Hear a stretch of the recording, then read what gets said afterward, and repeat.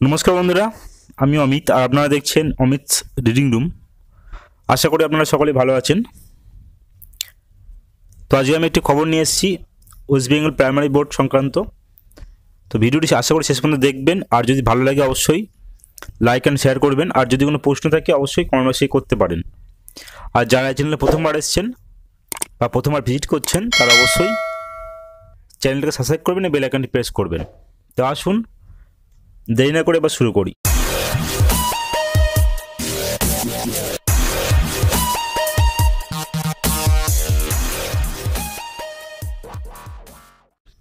বর্তমানে আমি আছি West Bengal board of primary education officer সাইটে।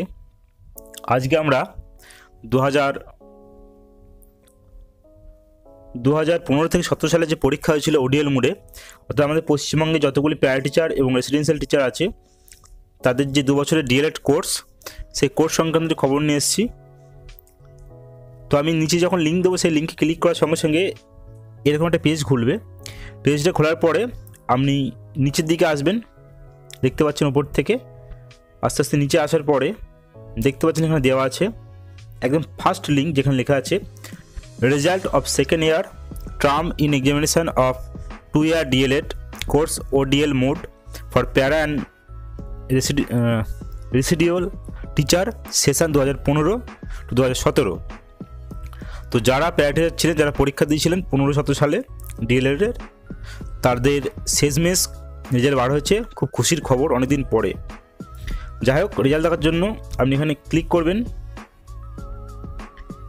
ক্লিক করার পরে দেখতে পাচ্ছেন এখানে দেওয়া আছে ক্যান্ডিডেট রোল নাম্বার। আপনি এখানে আপনার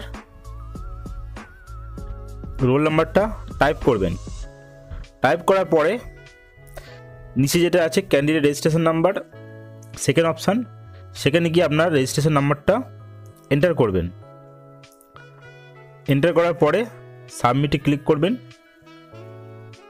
ঠিক আছে, আপনি আপনার রেজাল্ট দেখতে পারবেন।